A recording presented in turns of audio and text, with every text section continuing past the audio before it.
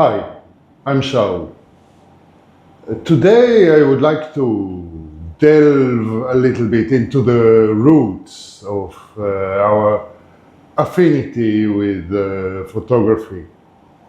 You see, in my view, it's not a technical affinity, not even a visual affinity. It's something that is more psychological or cultural, at least. In our late childhood or early adolescence, we develop a certain mental vision of what we would like to look like when we grow up, what we would like to do with our lives. And that mental vision is influenced by the culture around us, by films we watch, by music we listen to, by social group we affiliate with. When it comes to photography, we are influenced by magazines. At least this is what it used to be in my time as a teenager in the 1980s. Some of my friends really liked the nature photographs, appearing in magazines such as National Geographic and other adventure and travel magazines. They became nature or wildlife photographers. They do it until today.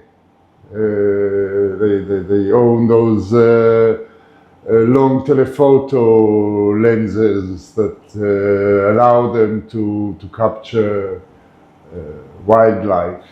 Well, they don't do much wildlife. One of my friends makes sure to go on a safari trip when every time finances allow for it. The others just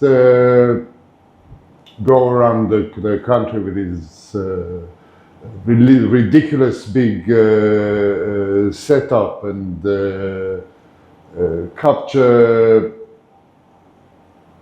images of wild animals, or when those are not quite available, they might shoot some domesticated animals like sheep or horses or whatever.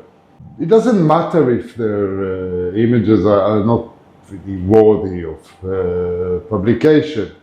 It's part of their identity, of their own fulfillment. That dates back decades to the time when they were 14 or 15, and they keenly looked at those photos of rare monkeys or birds in the Amazonia. For me, it was always the photojournalism that captured my imagination. I had this mental vision of a rough and dirty photojournalist who has no place of his own. He just following conflict zones around the world and photographs the human suffering, or at least the human situation everywhere he goes. So that put me on a different path to those wildlife and nature enthusiasts. The ethos for me, when it came to cameras, were a small, durable camera and a few prime lenses, of course, not zooms. Small prime lenses that I can all throw in a rucksack and carry on my back wherever I go. I call it a camera for the road. Now, throughout my expedition into photography, I always made sure to own at least one camera that is made for that venture. One of the latest examples was this camera. It's the Olympus Pen-F.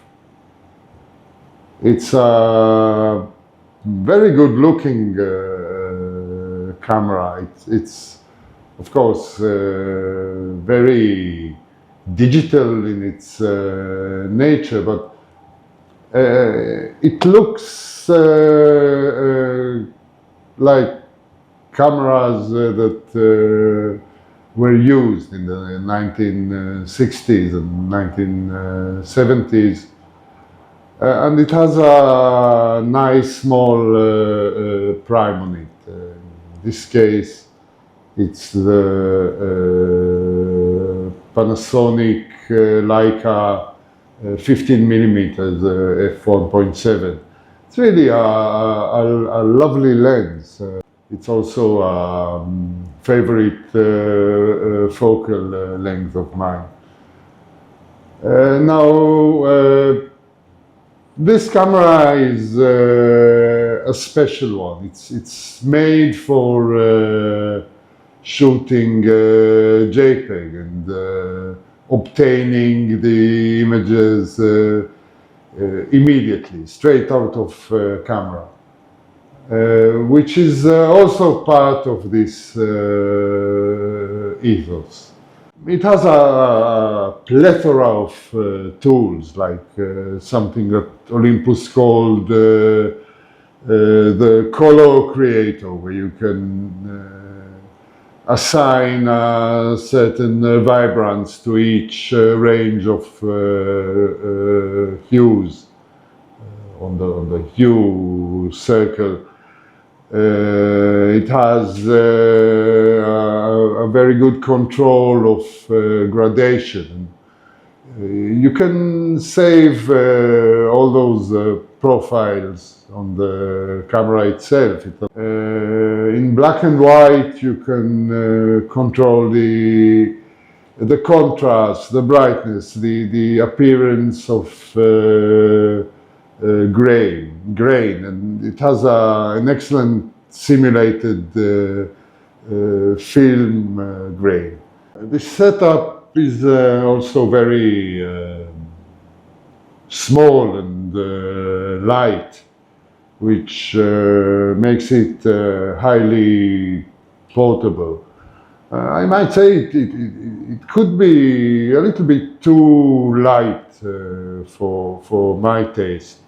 I prefer a little bit heavier camera. I need this mass in my hands to be able to stabilize the camera when shooting. Although these cameras are highly efficient in-body image stabilization, but still. This Pen-F is a micro four thirds camera, of course, which has its limitations. Subject separation on the Z-axis or selective focus is not one of the strong points of this camera. Manual focus is not very good because it's all focused by wire, and because of the large crop factor, you can't really adapt many wide lenses to this camera or to this mount. So there are some serious limitations to using it, but still, as a camera for the road, it's a lovely thing. I really like using this camera. The photos that come out of it are not very flexible, if you know what I mean. You do not have this sense of space that you can get from a larger sensor camera. And the lenses are very nice, but they're not really fast. So the capabilities in low light are somewhat restricted. Another camera I like to use for this documentary style is this Nikon Zf. Apart from its maybe classic retro design and control layout, it offers some advantages. First of all, it's not really intimidating, especially with those small lenses, whether adapted or native. Second, it has a plethora of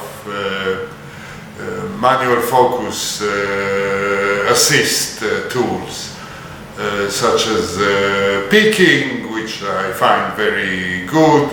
Of course, enlargement of the focus area, which you do not have to select. It goes straight to the face of your subject. And third, if you use chipped adapter or lens, you can see a change in the color of the focus area from white to green the moment it's in focus, and since it uses the autofocus algorithms, it's very accurate. Second, it has a shutter speed dial directly on the top of the camera, which lets me see and quickly adjust the shutter speed I would like to use. As I explained before, shutter speed is the most crucial part of the exposure triangle, at least for me, because I do want to control the motion blur in my photos. And third, with those adapted lenses, the setting of aperture becomes very simple and straightforward. You can quickly do it on the fly. Of course, this camera does need some additions or accessories to make it more comfortable to hold. So I added this front grip on the side, which also makes it a little bit more bulky and more comfortable to hold, and this thumb grip that allows me to squeeze the camera and improve the grip even further. The Nikon Zf is of course a full frame camera, so with a wide fast prime I can still achieve this spacious look to the images, especially with a nice poppy lens like this Thypok 28 millimeters, or this Nikon 40 millimeter f2, or the third lens I like to use on it, which is the Falkland 58 millimeter f1.4. To be quite honest, I don't do much documentary or photojournalistic work. Not even street photography, which I do not have a great affinity to, because what I look for in the images I make is emotional impact. And in street photography you rarely see emotion. It is more about street life in general. People walking, people interacting in a polite, quiet street manner. So it's not really what I'm after. But I do find the opportunities to shoot in this manner in our local pub, where I do know most of the customers, and it makes it easier to approach strangers with a camera. Documentary photography, or documentary photography of humans in their environment, especially when you look for some emotional sensitivity, is based on very short, fleeting moments. I try to capture with my camera. This type of photography is basically very reactive. There's not much space for planning a shot. I just look for a certain interesting moment in the choreographic sense, if you know what I mean, where the interaction between the protagonists is visible to the outsider. Then I have to press the shutter immediately, so I have to be ready at all times. What it means is that I need to have a good control over the exposure, especially on shutter speed. I do not want images to be completely devoid of motion blur. Motion blur is an important part of conveying emotion. Pictures that are completely frozen are less compelling to me, they're less interesting. They might even look a little bit posed. So some motion, some blurring of moving hand or moving part of the face is desirable. When it comes to focusing, the quickest way you can obtain accurate focus is by zone focusing. This way you do not even have to look through the viewfinder. You can estimate the angle of view and just point the camera, and if you zone focus correctly, then your main protagonist will be in focus. There's no way around it. Now for zone focusing, I really enjoy using these lenses made for rangefinders, because some of them have some type of focus tab on the focusing ring, like here. All you have to do is remember the focal distance when the focus tab is directed